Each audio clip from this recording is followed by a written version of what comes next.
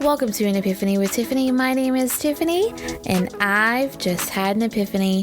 This podcast is all about Christian singles looking for community. Christian dating can be quite a mess these days. I'll share stories from my guests and practical tips for successful love. Dating shouldn't be this hard, right? So grab your favorite snack or drink and curl up with this episode, and you might just have an epiphany of your own. Yep. They're a good jumping point.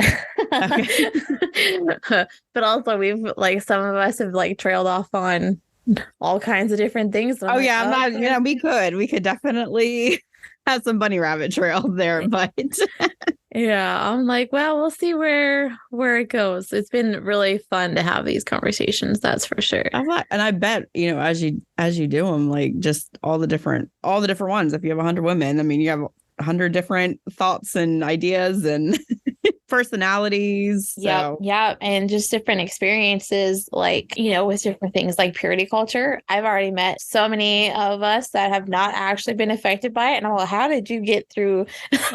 How did you make it out alive? So anyway, just that was probably one of the bigger ones that I've noticed so far. I'm like, what? Where were you? And how did that happen? I don't understand. But are they younger that they just didn't have it? They weren't old enough yet? Well, so some of them, one earlier was saying she didn't really grow up in the church. So that kind of makes sense. That makes sense. Okay. She came to Christ later in life. So I was like, oh, okay, well, got it. That makes sense. But then there's been some others that did grow up in the church and they're in their 30s to 40s and it just didn't touch them in the same way. And I'm all, again, where did you go to church? Yeah. I wonder if you did it, not that you would do research, but geographically,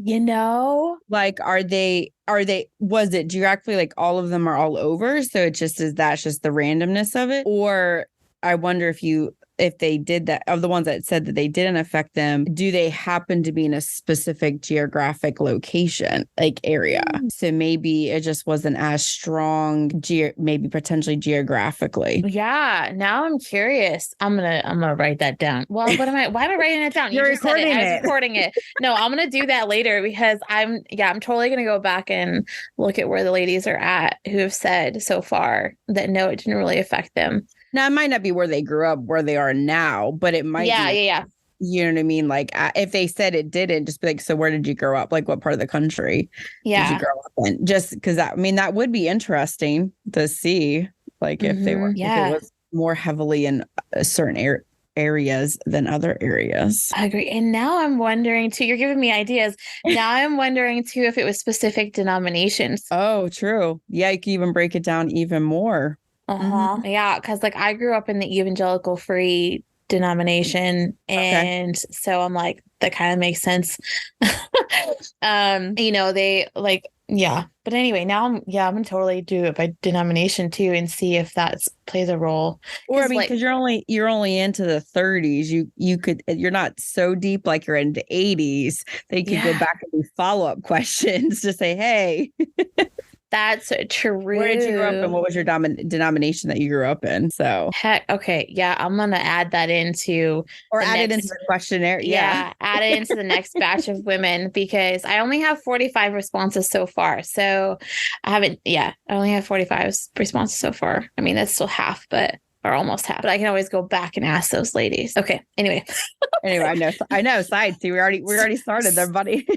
Side trail. But it brings up a good point though, denominationally, geographically, what was happening in those areas and why was it prevalent in certain ones and not in others? Okay, now my research brain is coming in. I'm going to have to control that for a minute.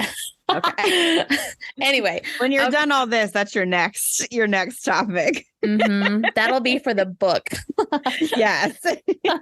Be let's break this down further. Yep. Yeah, because it's brought up some great conversation though, as the purity culture question has brought up a lot of good conversation as far as why a lot of us feel like we're still single. And we kind of can point it back to those different things within purity culture that, we're so hard pressed and we're like, I guess they're still ingrained, so we're like, so we're still battling those concepts, even though they're not like necessarily the best. Yeah. Oh, I agree. Yeah. But anyway, that's a soapbox that I don't need to get on right now.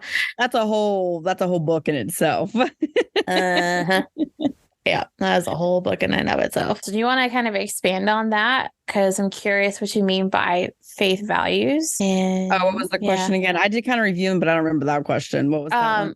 Sorry, what is your biggest struggle with dating currently? So I think when it goes to, well, I mean, I guess I need to preface I am in a relationship. So I would say just like before this one, I think when you're just looking at with dating within if you want to say, and I've talked to people about it, like Christian, mostly for using apps. And I think that's where I was going with faith values, is that Christian is such a wide term. And so a lot of people identify themselves as Christian, but when you start getting to know them, then, and maybe like, I don't know if it's just judging, but like, then you really see like they're identifying as a Christian, but yet they don't believe in the principles of what a Christian is. Or, like they have not, I'm a Christian, but really they have not accepted Christ as their savior. So how are you a Christian? So I think it's such a wide term. So when dating, when you're on the apps, like so many people do Christian, but you have to do like so much homework and question asking to really see what their faith values are and how it really like then, maybe the pot is 100 people, but when you get down to it, it's literally down to 2. Like 98% of them, you've realized they're not, or people feel that they are. But I guess in my definition, or what I am, my moral or where I am faith wise, it doesn't line up. So that would be my biggest, or they might have accepted Christ. And I'm not saying like that they didn't, but their life currently is not reflecting of that.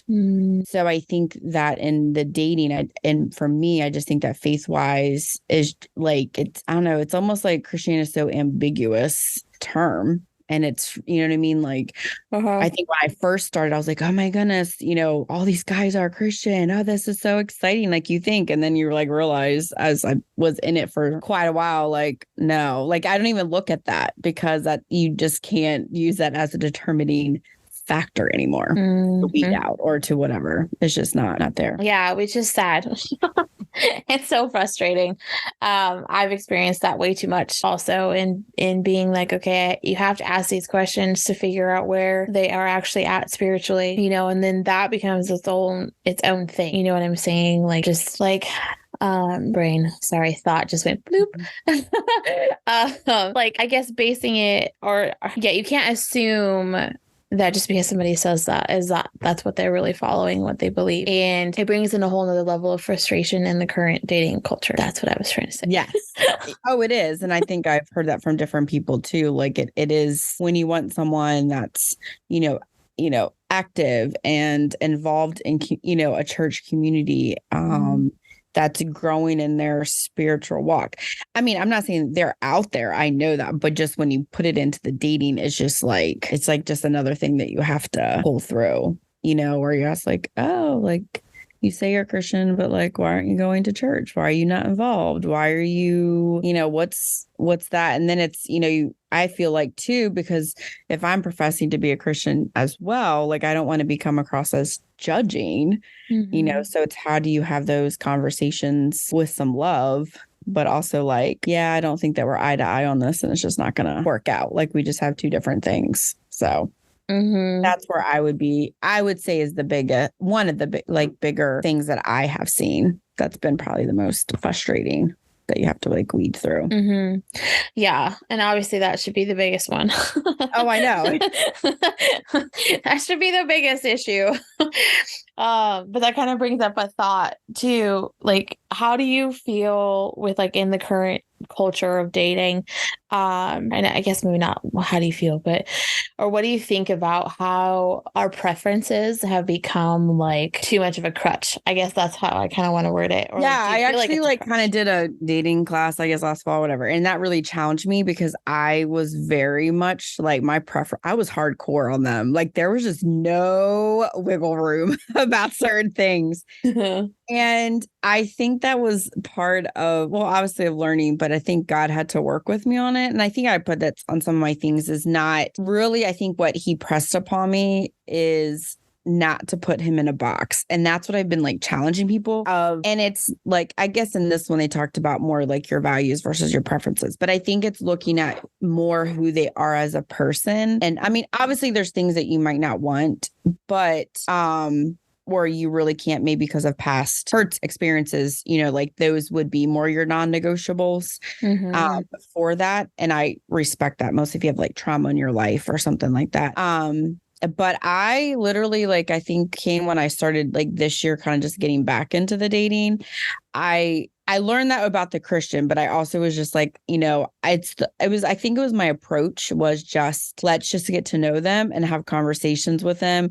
And maybe it will be like a new experience that I, you know, even if it's a date, it's a new experience. And not be so big on preferences. Like this is like they have to be, I think one of your questions like height. Like I dated a guy who was shorter than I was.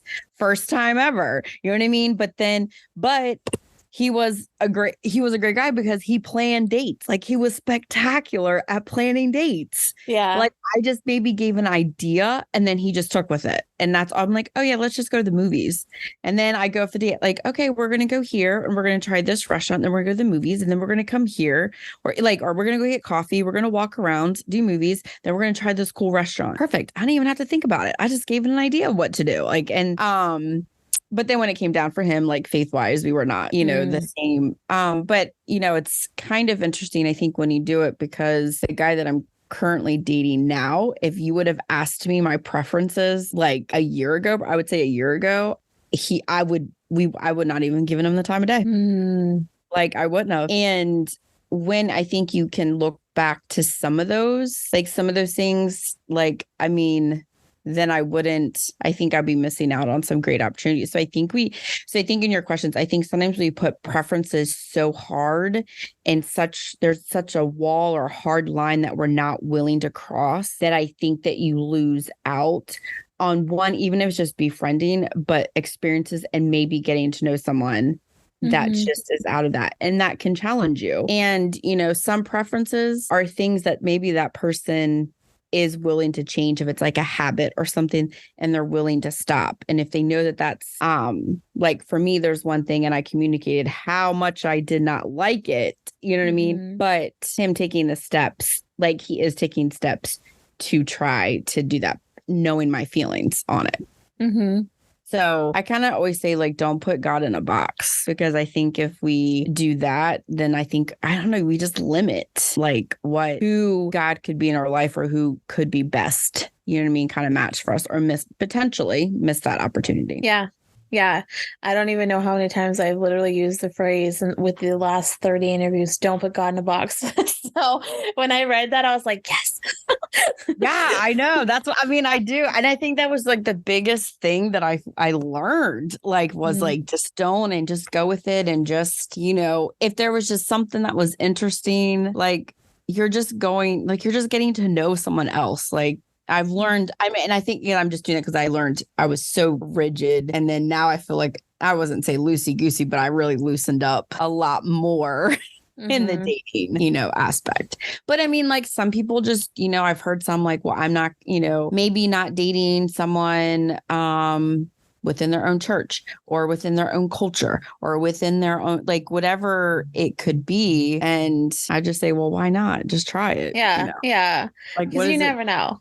Yeah, you just don't know. The emphasis word, you just never know. The phrase, you never know. You just never know. Well, exactly. And like, I like to think of it as, I don't know who I'm going to need in the future. Mm-hmm. You know, like who I quote need or want now may not be who I need in the future. And so, you know, it's like, it's trying to find the big things that are like, okay, these are truly the things I'm not going to negotiate on. Right. But then those other things, okay, that's fine. Like, it's not that big of a deal. You know, because nobody's perfect. Right. Mm-hmm. Like nobody's going to check every single box.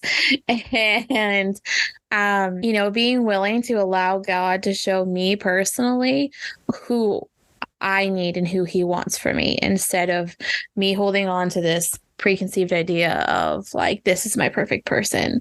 And yeah, because that's gotten me so far. Well, and that's what I say that. I say that for myself. Like, okay, well, you know, I'm 40 or 30 or 39, you know, 40. I'm like, well, what I've been doing has not worked out. So let's try some different tactics and some different ways of like approaching it. And I think if you, you know, like if you open that door some, and again, you know, I think I've just learned like a date is just getting to know someone. And then, you know, is it enough information, you know, or is it enough? And I have like another friend that does like a 3-date rule, you know, like she will go on 3 dates to determine, you know, because a first date could be horrible, but that could be nerves and other stuff. So give the chances. And then after 3 dates, you can decide you want to continue or not continue. Yeah, So. agreed. And I think like this thought kind of came into my mind earlier and now it's coming back. So I'm going to say it. Like, with getting to know people without the pressure and, you know, it like, oh, it has to move somewhere or whatever. We don't know if that other person that we're going on a date with might be for somebody that we know also. Mm-hmm. You know what I'm saying? Like, just because they're not for us doesn't mean that we can't start setting up friends. No, and that's what like I sit there and I think about when it's like these people, like if it's not, I'm like, who do I know that could go? And I think that's like, I don't know, switching me, I'm gonna do a bunny trail, but like that's why like I've heard from guys why they don't date girls in the church, because they feel like they date one girl, it breaks up, and then I think women or girls talk about it like, oh my goodness, he broke up with me. So it kind of loses their chances per se with other women. And I remember I was hearing this, it was probably a year and a half ago, I think I was like hearing it, and I was like, ladies, like, and I never experienced that. I never experienced like that kind of, I won't say drama, but that kind of stuff within a church, like dating and people like women. And I said, but isn't that the challenge? I said, just because they weren't for you, how do you know that they aren't for someone else within that group? And you could have just deterred from that happening or make the guys not want to, you know? So I think that's too, as you date them. And it's always like, if it doesn't, like, it's not for you, but doesn't mean, yeah, you're right. It could be someone else, or who else do I know? Or who can I, you know, they might be well suited for someone else. Like, I feel like we need to go back to the days of matchmaking. Like, you know, just getting to know people without the pressure, you know, and let things kind of develop and then see where they go, instead of it being like, oh, I'm going to go on this date and we're going to be married by next week. Oh yeah. And You that's, I know? think that's such a big, that's like, I don't know. I think that's, if you want to talk like, I don't know necessarily purity culture, but like church culture, I think that's what it is. And I literally someone posted something about it. Oh, a friend did. And so she like put on there, you know, and it's not, marriage isn't elevating you within the church or within Christ. It's, you know, we're all like the same. It's not like you're above everyone else. And I think that's where the church is missing out, like on singles, is, you know, like, you know, we can be a part and have roles or have leadership roles or do things within the church. We don't have to be married to have, you know what I mean, to be able to do that. So I think that's, you know, I think that's a big thing, that shift that needs to change within the whole context of church. Amen. I wholeheartedly agree. I'm over here like, why does it have to be this like level system?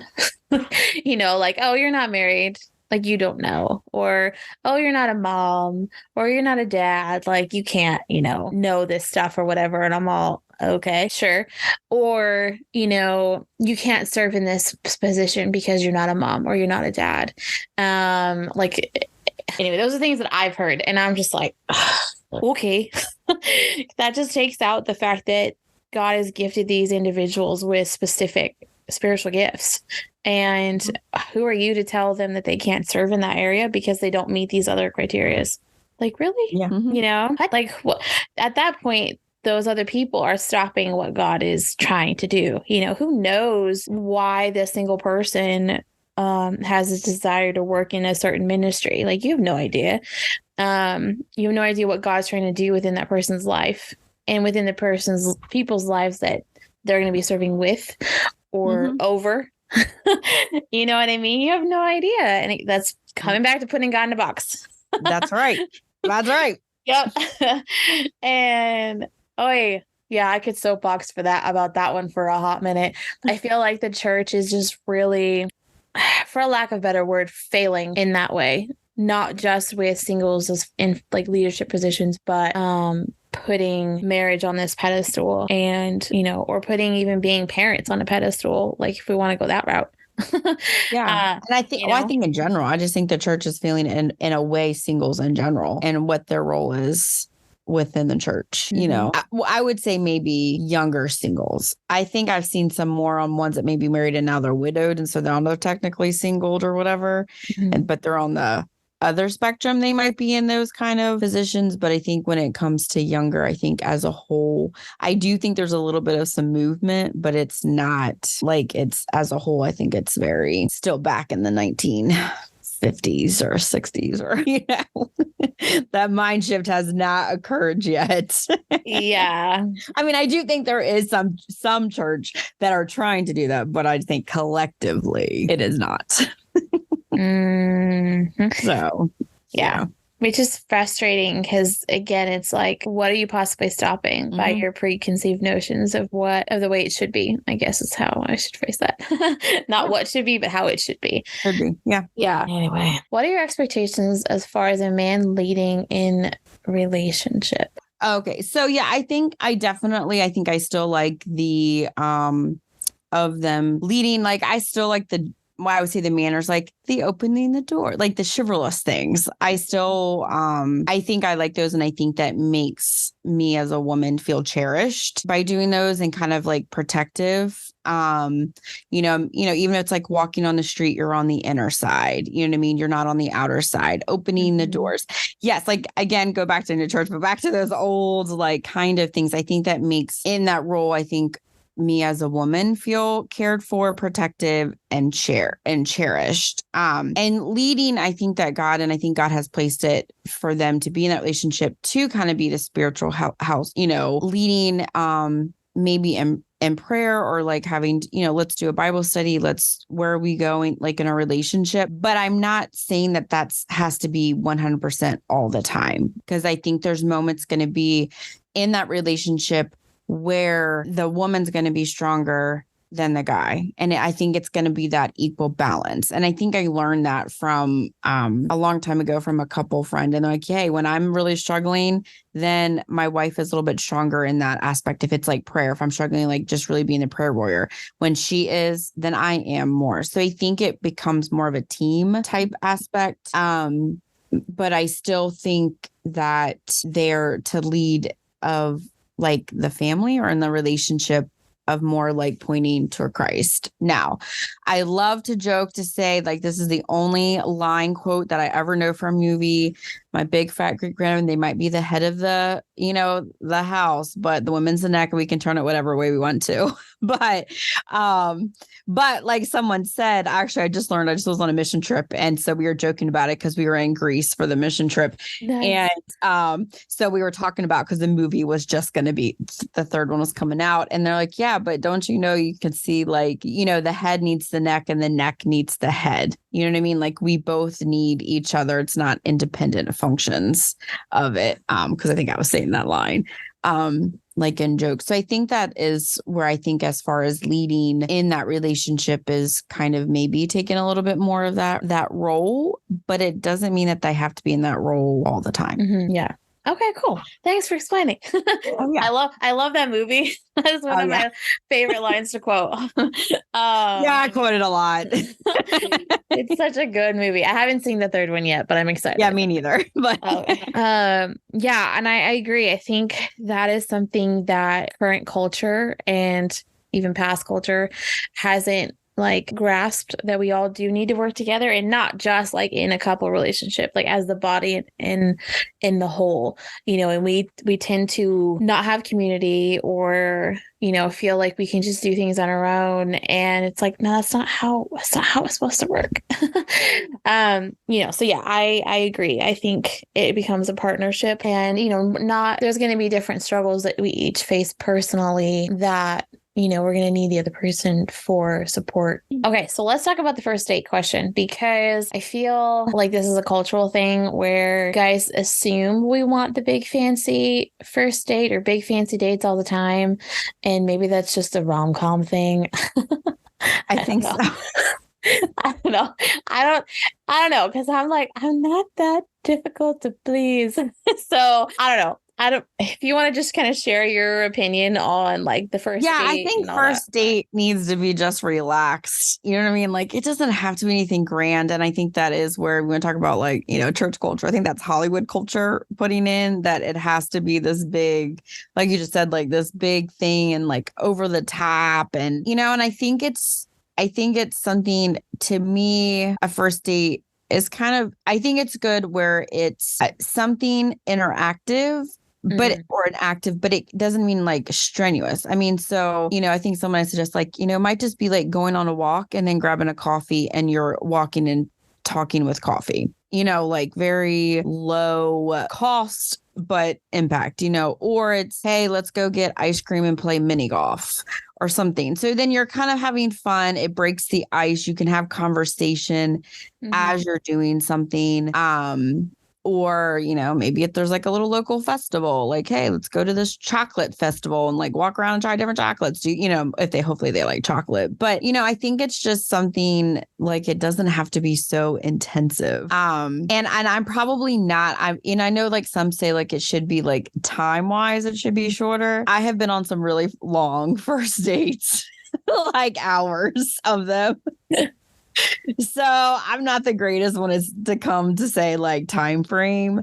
But then I was on one and it was literally like an hour and a half. And I was like, oh my goodness. And I was like, only an hour and a half, because I just have not had that experience. But then I thought, no, like that's a good time frame. Like that's what it's supposed to be. Like it's not supposed to be these whole day things. Yeah. Or turn into it or whatever. But I think that is, and I don't know. And I think a lot of it probably is females, maybe vocalizing that. And I think maybe, and it might be one or two, and that's who the voices that the guys are seeing. So I think they have to like, feel like they have to do all of that. And you're right. Like I don't really think, and most women were hard to please. I think it's just something that you might have put a little thought into it and you have a plan. And that's it. Like if you had a plan, like you're saying, hey, meet me here, we're going to do this and this, that honestly, if you just said that, that's like big wins. And I think in a female's one doesn't then end up being, no matter what it is, it's just that you made a plan and you told me what we were doing, like where I needed to meet you. Like that, I think is the biggest, you know what I mean? Like it doesn't have to be spectacular, guys. Just make the plan and say what it is. Yep. Be like, hey, meet me here, or I'm coming to pick you up at this time. Be ready. You know what I mean? Meet me here. Make sure you wear tennis shoes. That's it. Yes. Like, or whatever it is. Like, so like you're kind of, maybe dressed, but like if it's because you're going to go for a walk or a hike, like you don't want to come in high heels and totally ruin your plan. I think that is honestly, if a guy just did that, you would win so many favors, stars in a lady's book. Where I think if you can do it, and I think that's where women just want now, or at least for the guys, is they want that initiative, because that shows that you are being somewhat not like serious, but like you're being thoughtful in this, and you're taking the time to do that. So, amen. It really doesn't take that much. And I think that comes back to the pressure situation of like, okay, it has to be this way. It doesn't. Again, like for me, the simplest date would be, hey, meet me at Barnes and Noble at 10 a.m. We're going to get some coffee and buy a book, and then we can hang out and talk about it, or, whatever. Like that would be so easy. Or coffee just in general. Take me to the beach. Take me hiking. Like I I don't Yeah, care. I mean, it could be like, hey, meet me here. We're gonna like, and you have a shirt, I'm gonna do a little charcuterie board and we're gonna watch the sunset.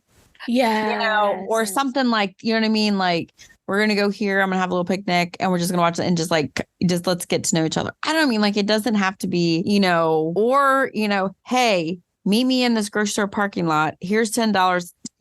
I have $10. Go pick out your favorite snacks and then we're gonna go do something. So it's kind of fun. And then it's like a $20 date. Like it's not that expensive in a way. You know what I mean? Yeah. I think those are just sometimes more the meaningful ones than, and don't get me wrong, I know there's women that want the big grand stuff, but I think majority are simple. And if they already know you a little bit, then they already know like you love books. So that would be a great one to go there. Or I love coffee. So taking me to get coffee would be great, or whatever it is. Yeah. Heck yeah. It takes asking the right questions to figure out what she likes and, or even on the flip side, what he likes. Like if we are looking to do something cool as a date, and then just come up with a plan, initiate said plan, give her in just enough details to figure out clothing. Because yes, agreed, that is very important. What am I supposed to wear?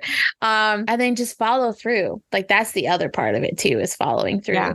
And I think it was like, hey, meet me at this restaurant, which actually I was late for the date before I felt real bad. Because I just had stopped to go shopping real quick and I went longer than I was like, oh, I'm so sorry. But that morning I was like, hey, what do you think about going to this place, going for a walk? And then there's a dessert place. We get dessert afterwards. I was like, yeah, that sounds great. Like, might not be, like I've never done it before. I've been to there. Oh, these are new things. I didn't even know these things existed in this place, So, sometimes it might not be like first thing that you might be like, oh, I wouldn't necessarily want to go on a hike. But you never know. Like, it might be kind of a fun hike and you can laugh about it or, Yeah. I'm going to need you to stop because I need to stop and take a breath because you're going a little too fast. Like, where's my bag to blow into? I am not at your level, sir.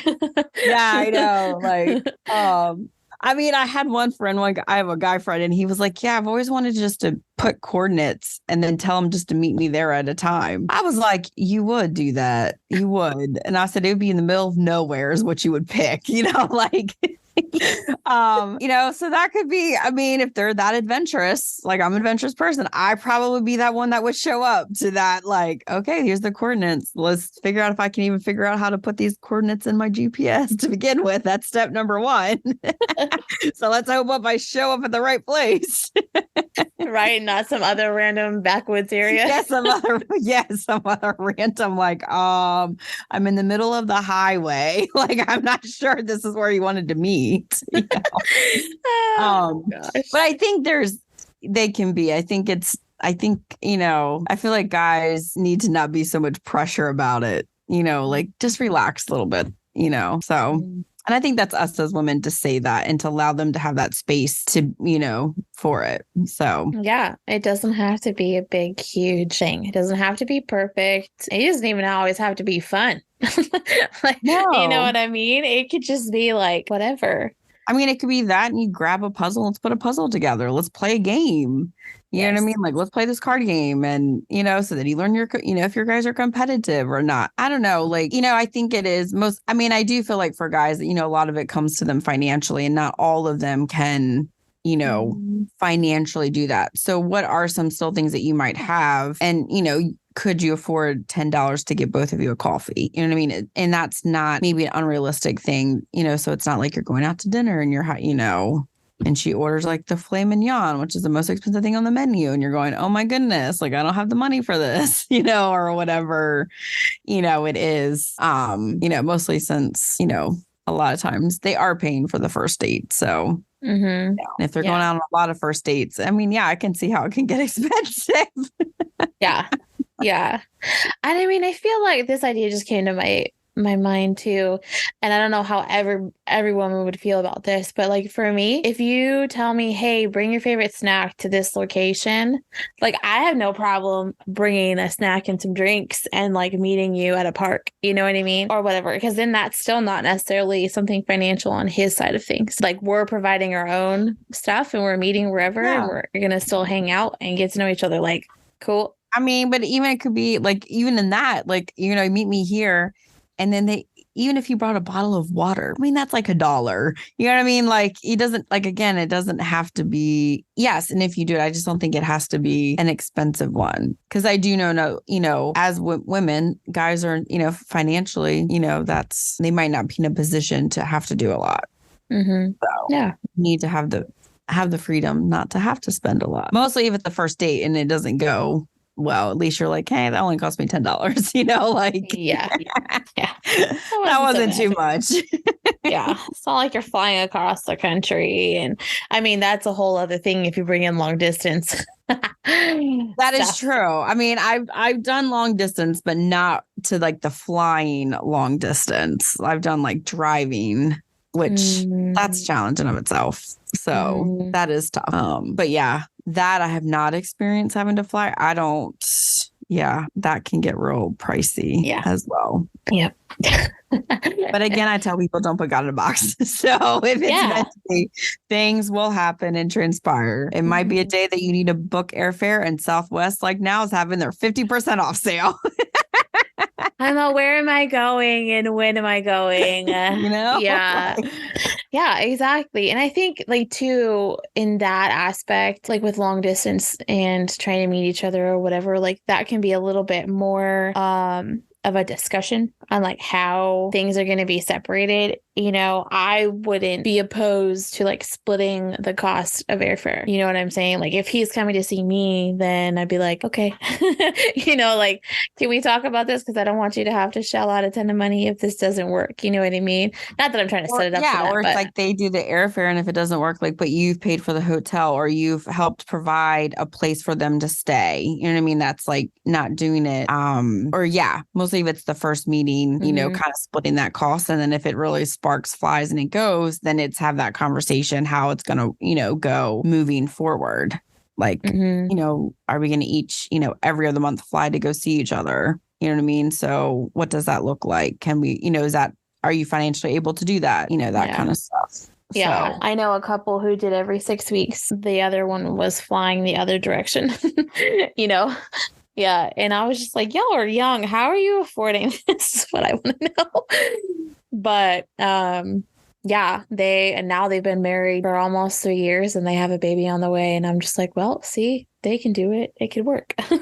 Yeah, I think you just have to have that, you know what I mean? You just have to be upfront. Like I've known people and they're like, oh yeah, I flew and I went to visit this person and I did this person, And I've thought about it too. Like if I was long distance, like more mine. And I said, I'm like that payer. So I would feel bad. Like I would want to pay for like the hotel or the Airbnb, or like I would want to help in doing that. But I guess it's a conversation because I've had some guys say, why do you feel like you need to pay for that? I was like, because you're putting in that money. And they're like, but did we ask you that we needed help? I was like, oh, okay. Well, wouldn't be trying to be insulting. I just feel like I need to help out. Like that's how I would see it. So I did get challenged about my thinking on paying for that. So yeah.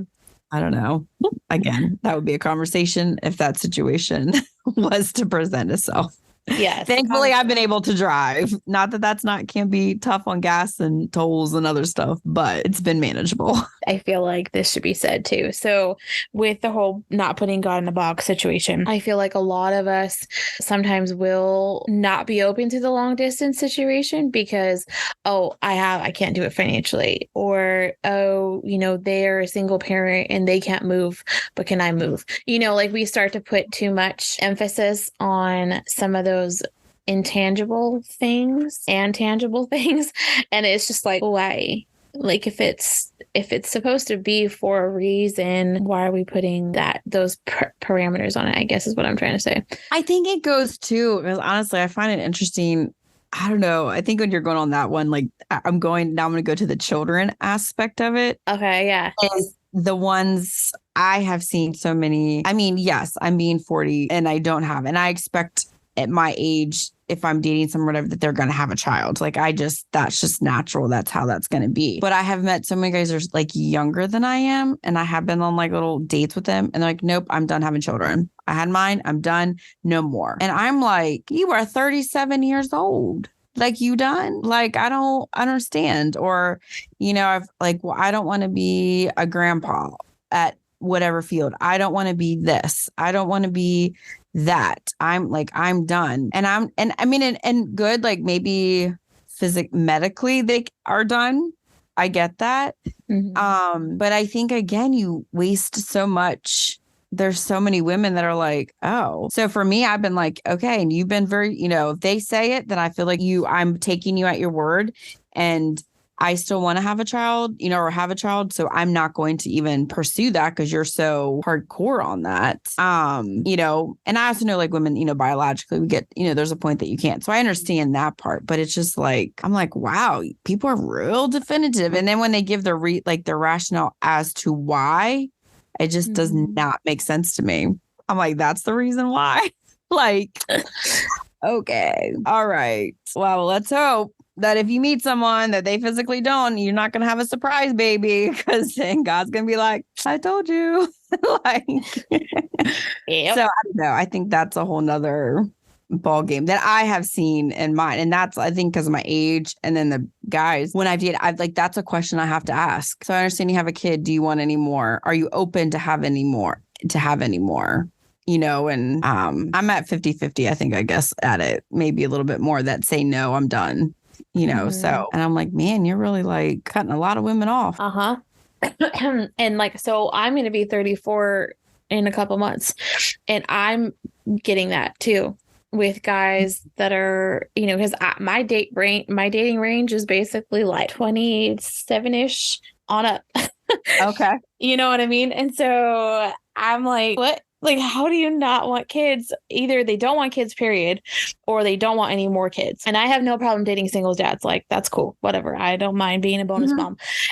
But I want my own child if the Lord allows. Like, get it. And that's what I'm saying. Like, and that's fine. Like, if you want it, but like, but you can't say in the same breath, why can I not find someone? And I'm like, well, you just totally cut off, a hunk of people, because maybe, and that's, I think, goes back to our first question about preferences. Like, I think and I'm not saying, some people really do not want to have children. I have friends that are, they're a little bit mid 40s and they're like, I never want to have kids. And I respect that. You don't have kids, you don't have kids. Like, I think that's fine if you don't want to, or you don't, so I'm like, I just have no desire to birth a child, or I never have wanted that desire. Okay, that's great. You know what I mean? And obviously you find people either they already, and they're okay with them already having kids. They just didn't want any of their own. But I just find that there's a lot when you hear it, and it's just like, wow, you really cut off a lot of people, because there's still a lot of women that want to have kids, or they discount, at least because I'm on the older end. Because you're this age, I'm just going to discount you because you're at that age to have a kid. And I'm like, do you not already think how we feel? I mean, they've changed it, but it used to be like, if you were above 35 and you had a kid, you were literally called a geriatric patient, like, pregnancy. Now they have advanced maternal age is what they call it. They changed it. But I'm like, we already get it. Like, we already get that we're the geriatrics of, of OP land. So yeah. And I mean, I did, like, I have a guy friend, and he's older, but like he goes younger. And I think once family, I'm like, why are you discounting the upper 30s? You know what I mean? There's some great women there that have their life together and want kids. Like, just because they're a little bit older does not mean, like, don't discount them. Like, don't be so young. You're older and you want to date 10 years younger because they're going to be more likely for you to have a family. Like, there's older women that can have family too. So, and yeah, that brings in the fact that you're not guaranteed a kid either. Like, correct. They could be, you could be 20 something and have, you know what I mean? Like, fertility is a real thing, issues. So yes, you never know. Like, you are not, that's a fair point. You are not guaranteed. You're not guaranteed children, no matter how old you are. And, and again, are we putting God in a box with the age? Like, there are more and more women having children that are older, like in their 40s. Somebody had a baby in their 50s. I don't remember who, but somebody was 50 and having a baby. And I'm like, holy moly. But it happens. And so it's like, why are we limiting people on our preconceived ideas of fertility? Because again, like there could be fertility on the guy's side. It might not be our side. Yeah. And there's no blame there. It's just, that's how genetics are. That's how things work out.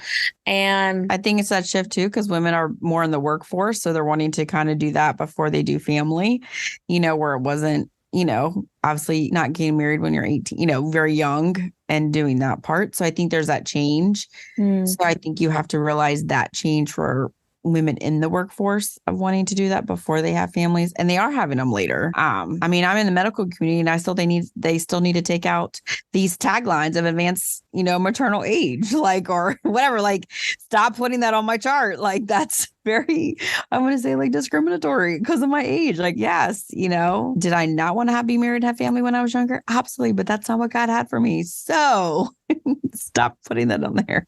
Yeah, exactly. But I think it is. I think it's putting on there. And obviously, like I said, some people are, they are done. They're done. Like I'm not discrediting them for having to do that. But, I always challenge people when they say that. I'm like, so like, is that more your preference, or is there just like a medical reason why, or something else that's, is there more to it than, necessary? And I know that some women just don't want to have kids. I mean, I know that. And guys just don't want to have kids. And that's great. Like, that's fine. I'm not, more power to them. But I know some that they say it and I'm like, but do you really believe that? Are you really? Just checking, I'm going to quiz you on that topic.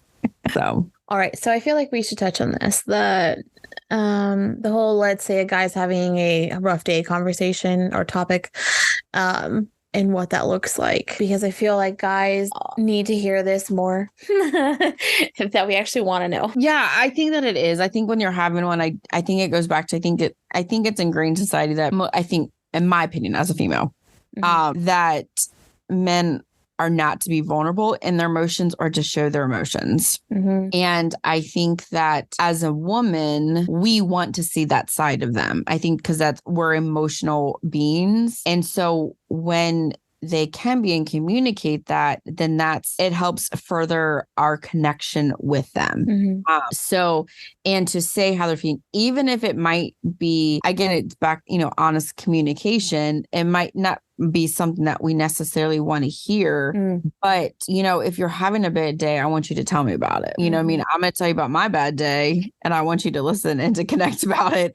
So if you're having it and how you're feeling, and I think it's the word feeling. It's that word that's like, oh, I gotta share my feelings, like I just, I think it's of just saying, I really had a bad day because of this. This person said this and it bothered me.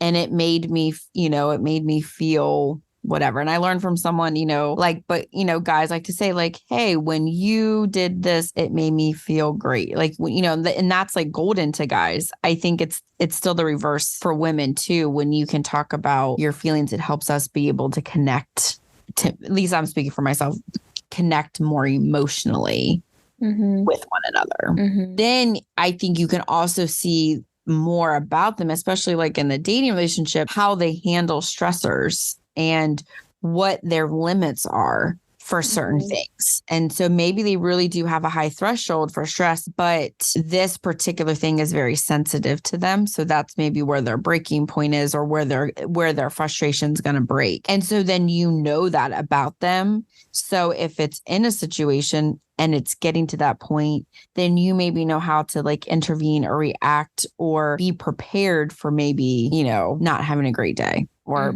having that of that point. But I think it's also for us as women to, that in a relationship that we need to be able to feel safe enough to be able to express our feelings as well. So I think maybe that is, like creating that safe space relationship, or that space for within that relationship, that those feelings can be shared without judgment and honesty. Yeah. So I guess that would be really I don't know. I think I'm big on feelings. So, I mean, and I do it's just, like, and not the person, that I'm dating. Like we've had kind of a challenging week. And so it's like last week it was more affecting him. And so how are you feeling about it? What is about this situation is making you feel, you know what I mean? And doing it, or actually today, this morning, it's where it affected me and I was feeling it, you know what I mean? So we didn't, we had a moment and I could say, like last week, it's hitting me now. And this is how I'm feeling about it. I'm trying to be, I want to be supportive, but I also need you to feel where my feelings are on the situation. And I think that allowed a little bit more safe space for them to open up. He's like a little bit more of what the situation and feelings are. Too. So you don't have to be, it is okay for men to cry and to show emotion. There's nothing like, I don't know. For me, it's a lot more romantic, I guess. If you cry or you show emotions, like it's okay. Like you don't have to be these strong beings all the time. Let's do the shores first. Jesus wept. Right. Jesus showed emotions. Yeah. It was okay. You know what I mean? To show that side. And I don't think there's anything wrong with that, to share your feelings. So do it more of. Guys, as a female, give you permission, open yourselves up into that way, or challenge yourselves to, open up more in that way. And I think that's a part of emotional maturity when you can do that. Agreed. Very much so. I'm the type of person that's like, tell me all the things. I want to know all the things. I want, how else am I supposed to connect with you if I don't know this stuff, obviously there's still a timeline there. Like you don't have to unload everything on me right away, but like, oh no. Yeah. I'm more of like, you're in it. I think it's, even if it's like little pieces, that was my experience with this one. It was a little bit of information was shared to me over some time. So it was not all hitting once, where I think I would have probably shut down and like, but I think if you're in a serious relationship, you're getting to know, I think you need to have that still with safeguards, because you're not married, to have that type of intimacy. But I think there still can be feeling questions to ask, and I think feelings are, I think they have all those different like check-in questions to ask. What was great about your day, or this past week? What was not? What could I have done to support you better? What could I have done this part? And I think that helps in getting to their feelings. That's a good point. Yeah. Yeah. Or to say like, actually, I was just like talking to my sister about it. We were today, and it was like, even if it's not feelings, it's, or may saying like, look, I'm only being able to operate at 20% today. Like that's where I am in my feelings and what I emotionally can give at this moment. And you communicating that, and then to him to say, okay, well, I got your 80, or it's like, hey, like, I'm just really struggling. I'm at 5. And he could be like, yeah, me too. And I'm at 10. All right. So we're going to collectively take our 15% and we're going to try to support each other with the collective 15% that we can do. You know what I mean? So I think it's being in touch with those where you are, emotionally. I think it can really bring the relationship a lot closer and more connection with that. Yeah, I wholeheartedly agree. I think more couples and even friends need to do that. Yeah, I think this can definitely not just like a romantic. It can be friends. You might be your friend. Like, look, I'm only at this. So, I can't operate at this 100% that you might need me at this moment. I think in any relationship, I think that's key. Amen. Hey, thanks for listening. I hope you've enjoyed the stories and the perspectives that were shared in this episode. Please share it with a friend whose dating life might need some help. Wink, wink. If you want to connect with me on social media, you can find me on Instagram, TikTok, and Twitter at @AnEpiphWithTiff. I really hope to see you there. There are multiple ways that you can support my show. You can pray for me, rate, review, and share any episode that you love. Or you can even financially contribute by going to patreon.com/An Epiphany with Tiffany. Until next time, I'm Tiffany, and I hope you just had an epiphany.